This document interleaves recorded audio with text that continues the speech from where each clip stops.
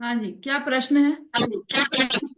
मेरा प्रश्न ये था कि जैसे भवनवासी और व्यंतर देव तो कौतूहल प्रिय होते हैं और इनमें छल कपट होता है।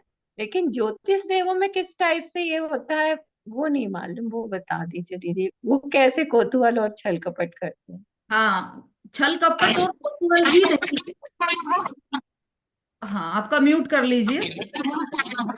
जी। ये तो एक दो उदाहरण बताए छल इत्यादि, तो छल कपट करना, कौतूहल, क्योंकि ये हमें दिखाई देते हैं। जैसे असुर कुमार है तो उनको कौतूहल रहता है, वो छल करते हैं, एक दूसरे को भिड़ाते हैं आपस में, ऐसा। और व्यंतर का भी हमको कौतूहल दिखाई देता है, इसलिए इनका छल कौतूहल बताया गया है एक विशेष रूप से। लेकिन बाकी सभी देवों में भी ईर्ष्या तो होती ही है, आपस में एक दूसरे के प्रति ईर्ष्या वहां पर मेन होती है। और और कषायों की इतनी मंदता नहीं होती जितनी कि अन्य देवों की होती है, ऊपर के देवों की। कषाय अधिक अधिक मंद होती जाती है ऊपर ऊपर के देवों में। इसका मतलब कि जो नीचे के देव हैं उनकी कषाय उनके ऊपर वालों की अपेक्षा से तीव्र कषाय होती है। तो कषाय तीव्र होती है वहां पर। तो इसलिए वो आपस में रहता है ऐसा कि अरे ये इस देव के पास ज्यादा अ, वैभव है, या इसकी ज्यादा मान बढ़ाई है, इसको सब लोग मानते हैं, ऐसा ये मुझे नहीं मानते, ऐसी ईर्ष्या भी रहती है। तो वो सब बातें रहती है, इसलिए वहां पर मंद कषाय नहीं होती। हाँ, बोलिए अभिलाषा जी। जी, एक क्वेश्चन और था। जैसे आपने जैसे बोला ग्रेवे मतलब ग्रेवेयक में भी मिथ्या दृष्टि जा सकता है। तो ग्रेवेयक में तो क्या बोलते हैं, शुक्ल लेस्या होती है। जो जीव ग्रेवेयक में जाते हैं तो शुक्ल लेस्या वाले होते हैं। तो हम्म। शुक्ल लेस्या के कारण भी मिथ्यात होता है, ये समझ में नहीं आया इतनी मतलब शुद्धता के बाद भी। आपने जो ये प्रश्न किया है ना, आपका म्यूट करना पड़ेगा, आपके यहाँ से जो आपने अभी प्रश्न किया ना, अपने आप ही आचार्य ने अगला सूत्र उसी के लिए लिखा है। बिल्कुल सही टाइम पर सही प्रश्न किया है आपने। अगले सूत्र में इसी का उत्तर आने वाला है। शोभा जी बोलिए। दीदी जय जी ने जो आपने बोला ना नीचे नीचे के स्वर्गों में सब चीजें ज्यादा होती है मतलब। हम्म। तो सौधर्म और ईशान सबसे पहले स्वर्ग में है। तो ये मिथ्या दृष्टि भी होते हैं और सम्यक दृष्टि भी होते हैं क्या? मिथ्या हाँ, दृष्टि भी होते हैं सौधर्म होते में? हैं ना, बिल्कुल। 12वें स्वर्ग तक मिथ्या दृष्टि हो सकते हैं। पर ये जो भगवान के उसमें आते हैं सब चीज करते हैं देखो, सौधर्म तो मिथ्या। मैं दो तीन बार ये बात क्लियर कर चुकी हूँ। पहले रेणु जी का भी प्रश्न आया था, आप ध्यान से सुनो सभी लोग। इंद्र अलग चीज है, देव अलग चीज है। जो सोधर्म इंद्र है वो तो सम्यक दृष्टि जीव है। लेकिन वहां पर और देव भी तो रहते हैं ना, अकेला एक सोधर्म इंद्र थोड़ी रहता है सोधर्म स्वर्ग में। जो स्वर्ग है उसका नाम सोधर्म है, लेकिन उसका जो इंद्र है उसका नाम भी सोधर्म है। और वहां पर जो अन्य जीव रहते हैं, देव, सामान्य देव, वो सब मिथ्या दृष्टि और सम्यक दृष्टि दोनों हो सकते हैं। ऐसा 12वें स्वर्ग तक है ऐसा, मिथ्या दृष्टि सम्यक दृष्टि। बारह 12वें क्या, 9वें ग्रह तक मिथ्या दृष्टि जीव रहते हैं। नौवे नौवे तक यानी पूरे 16 स्वर्ग तक मतलब मिथ्या दृष्टि भी है और नौवें ग्रह तक पूरा। हाँ, बिल्कुल, बिल्कुल ऐसा ही है। ये अपन ने कल कल ही पढ़ा ना, ये सब कहाँ तक होते हैं, कैसे क्या है, वो सब उसमें हमने देखा था।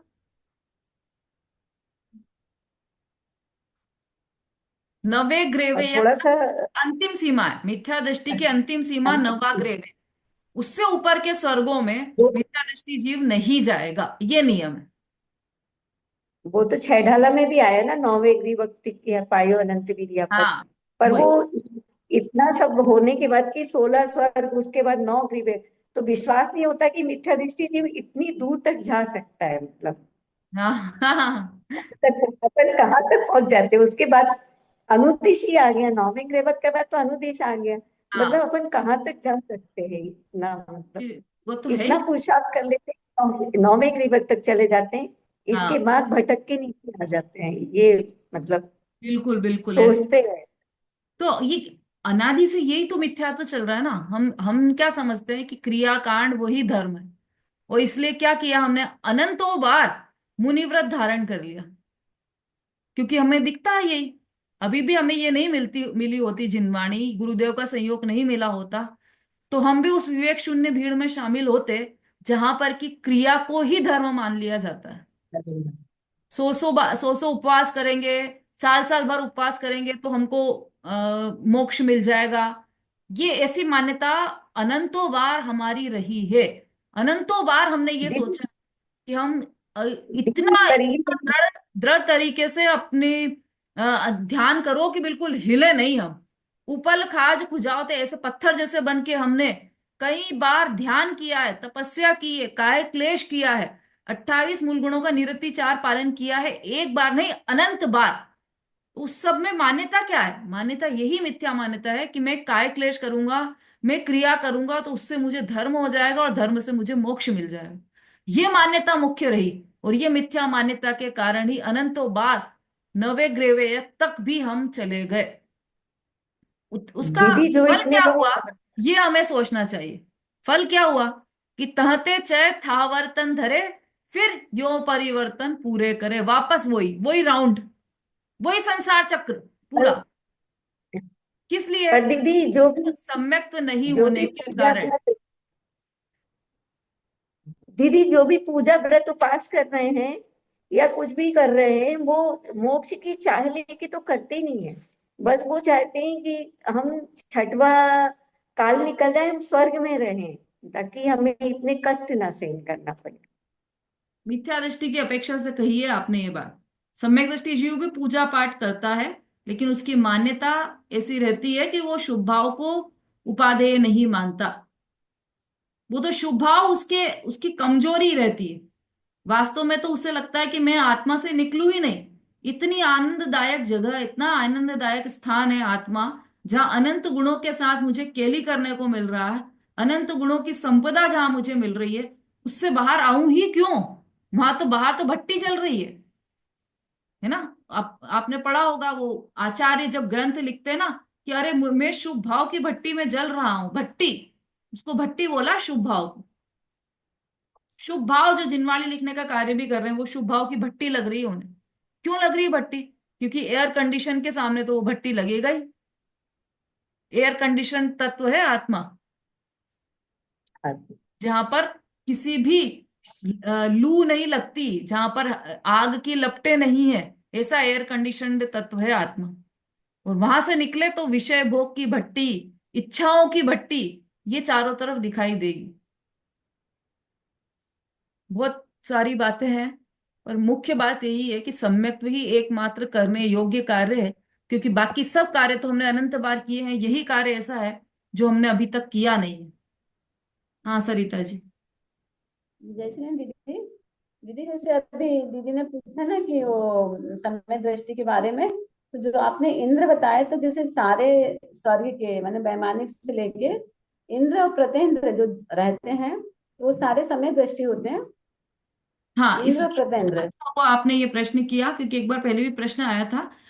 लेकिन ऐसा नियम नहीं है कि सारे इंद्र प्रतिंद्र सम्यक दृष्टि ही होंगे, ऐसा नियम नहीं है। इंद्र सम्यक दृष्टि और मिथ्या दृष्टि दोनों हो सकते हैं। अब जैसे स्वधर्म इंद्र है तो वो तो हमको पता ही है कि वो तो सम्यक दृष्टि होते ही है। जी। लेकिन सभी इंद्र सम्यक दृष्टि हो ऐसा आवश्यक नहीं है। मंजू जी। दीदी मैं चार्ट के संबंध में पूछ रही थी। जो मनुष्यों का चार्ट बनवाया था ना, तो हम्म। उसमें ये वो भूमिया, ये लिखा, जो किताब डाली थी ना विमलेश दीदी ने, उससे मैंने लिख लिया था। तो उसमें मिथ्या दृष्टि व साधन गुण स्थान वर्ती जो हम्म। लिखा है, फिर उसके नीचे सम्यक दृष्टि, तो वो दोनों अलग अलग है या एक साथ है वो? ये मैं पूछ रही थी। यानी साधन गुण स्थान वर्ती सम्यक दृष्टि होते हैं, एक ये सेकेंड। मैंने पढ़ा था। साधारण में कैसे होंगे दूसरा गणित? हाँ, अब पूछिए क्या पूछना चाह रहे हैं आप।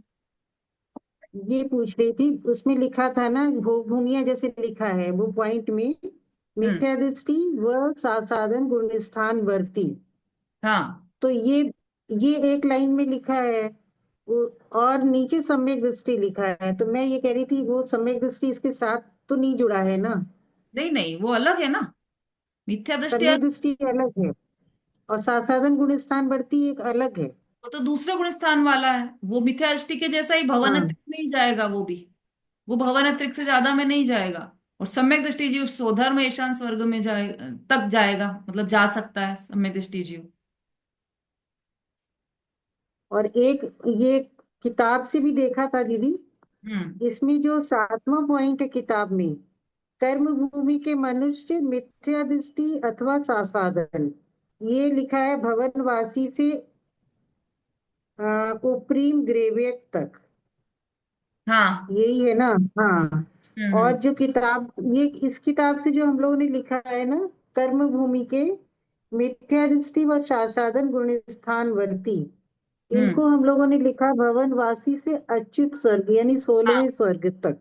हाँ हाँ। इसमें ग्रेविक जोड़ा नहीं है, हाँ, ये इसमें उसने ग्रेविक नहीं पिताजी ने जोड़ा। भी प्रश्न किया था। और इसका यही है कि इसका अभी मुझे और किसी ग्रंथ में मिला नहीं है। मैंने तब भी कहा था कि आपको किसी को मिले तो ये आप बताइएगा। मैंने और भी 2-3 ग्रंथ देखे, लेकिन मुझे इसका पूरा परफेक्ट मिला नहीं है। तो यही मान लेना चाहिए हमें, कर्म भूमि के मनुष्य मिथ्या दृष्टि अथवा सासाधन भवनवासी से उपरिम ग्रेवेक पर्यंत दिया है इसमें। और इसमें भवनवासी से अच्युत स्वर्ग, मेरे ख्याल से यही मानना चाहिए हमें, भवनवासी से अच्युत स्वर्ग तक मिथ्या दृष्टि और सासाधन गुणस्थान वर्ती, है ना।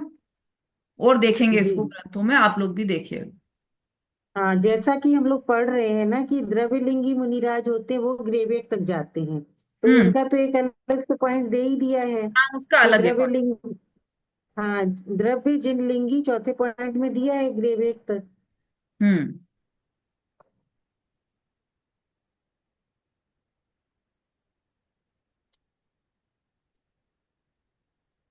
चलिए, ठीक है, वो आप भी देखिएगा, मैं भी देखूंगी, जिसको भी मिल जाए वो बताइएगा।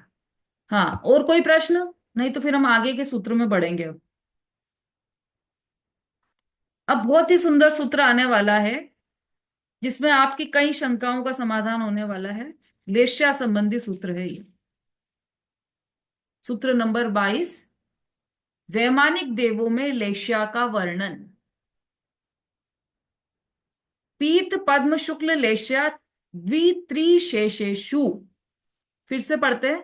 पीत पद्म शुक्ल लेश्या द्वित्रिशेषेषु। अर्थ, 2 युगलों में पीत, 3 युगलों में पद्म, और बाकी के सब विमानों में शुक्ल लेश्या होती है। टीका में देखिए इसका, पहले और दूसरे स्वर्ग में पीत लेश्या, 2 युगलों में पीत। तो 2 युगल कौन कौन से हुए, कोई नाम बता सकता है?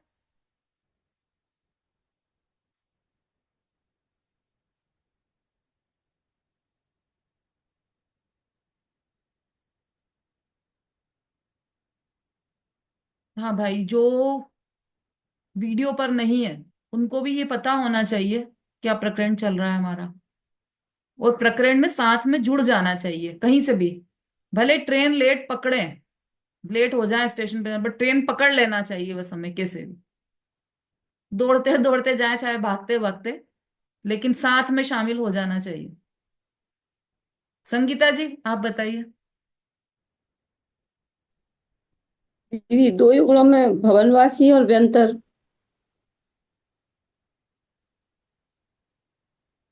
चलिए, और भी किसी से पूछ लेते हैं।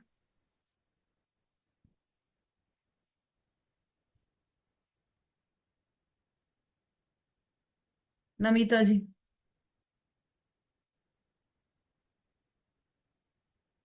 दीदी सौधर्म और ईशान तो पहला युगल, और सानत कुमार और माहेंद्र दूसरा युगल। वेरी गुड, बहुत अच्छा। 2 युगलों में संगीता जी वैमानिक देवों की बात चल रही है। भवनवासी व्यंतर और ज्योतिष की तो बात ही नहीं चल रही है यहाँ पर। वैमानिक देवों में 2 युगल। तो 2 युगल कौन से हैं? तो पहले और दूसरे स्वर्ग में पीतलेश्या, तीसरे और चौथे में पीत तथा पद्मलेश्या, ऐसा। सौधर्म, ईशान, सानत कुमार और महेंद्र, ये 4 स्वर्गों की बात चल रही है। तो 2 युगलों में पीत, अब ऊपर तो पीत दिया है सूत्र में, ध्यान से देखना। सूत्र में केवल पीत दिया है, लेकिन नीचे पीत और पद्म कर दिया। ऐसा चेंज कैसे कर दिया? तो सूत्र में तो संक्षिप्त में दिया है। इसके लिए एक उदाहरण आता है कि जैसे लेशिया है, तो लेशिया घटते हुए क्रम में होगी, पीत पद्म शुक्ल लेशिया, इस तरह से। जो 16 स्वर्ग हैं, अभी हम 16 स्वर्गों की बात कर रहे हैं, 16 और नवग्रैवक वगैरह वैमानिक देवों की बात कर रहे हैं। तो उसमें हमेशा घटते हुए क्रम में रहेगी ना लेशिया। तो घटते हुए क्रम में ऐसे नहीं होगी कि पहले और दूसरे युगल में पीत लेशिया हो गई, तीसरे और चौथे युगल में पद्म लेशिया, इस तरीके से नहीं होगी। घटते और बढ़ते क्रम में रहेगी। जैसे अभी कौन सा मौसम चल रहा है? ठंड का मौसम चल रहा है कि गर्मी का मौसम चल रहा है?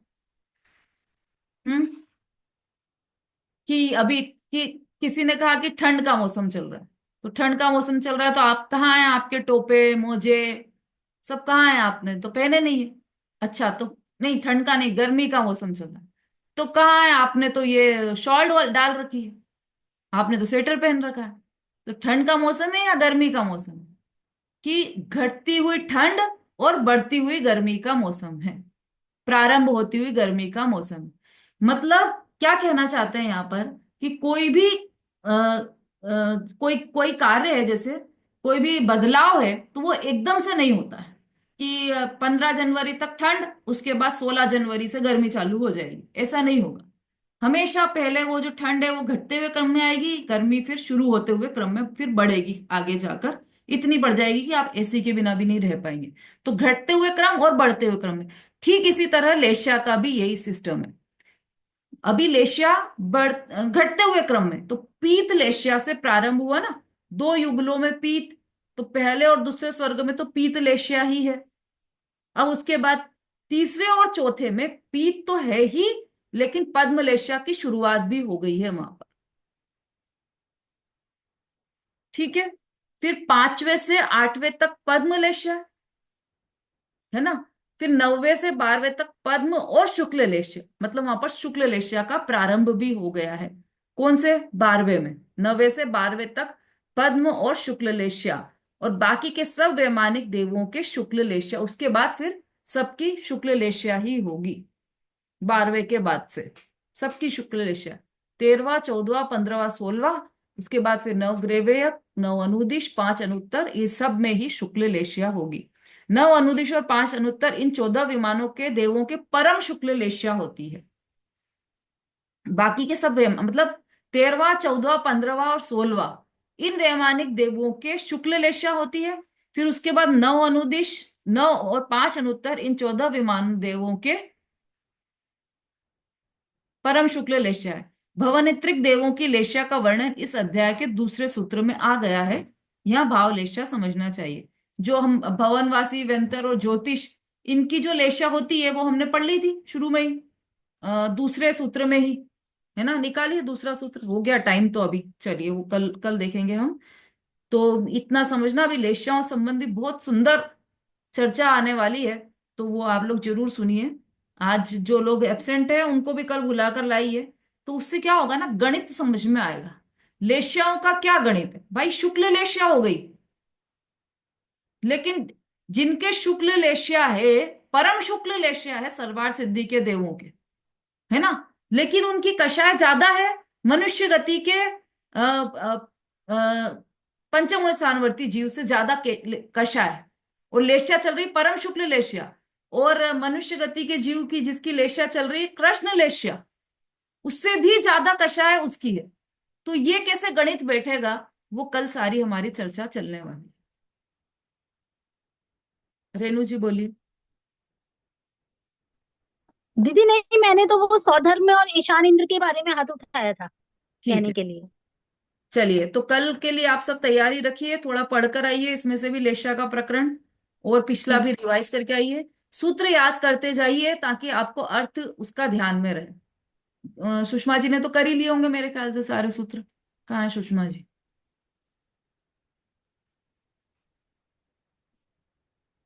हाँ सुषमा जी, याद हो गए होंगे आपको तो सूत्र सारे। हाँ दीदी, हो गए। कितने हुए हैं? ये 19 तक हुए। क्या बात है, ऐसा डेडिकेशन चाहिए जैन दर्शन में। जितने सूत्र होते जा रहे हैं वो साथ के साथ याद करते जा रहे हैं। उससे क्या हो रहा है, उनका केवल याद करना रटना वो नहीं है बात, लेकिन जो विषय आपने पढ़ा है वो आपको विषय क्लियर होता जा रहा है, सूत्र याद करते जा रहे हैं ना, तो विषय क्लियर होता जा रहा है साथ के साथ, है ना। तो सब लोग, आप लोग भी कोशिश कीजिएगा सूत्र साथ में याद करने का, और नहीं तो रिवीजन तो करना ही है आप सभी को। जी। चलिए, समय हो गया हमारा, जिनवाणी स्तुति ले लेते हैं। जावाणी के ज्ञान से सूझे लोकालोक, सोवाणी मस्तक नमो सदा देते हूँ ठोक। बोलिए जिनवाणी माता की जय, महान जैन धर्म की जय हो, आचार्य उमा स्वामी की जय। सभी को जय जय जय जय दीदी, जय सभी को जय जय जय दीदी, जय जय सभी को जय जय दीदी। जय। सभी को जय जय जय जय।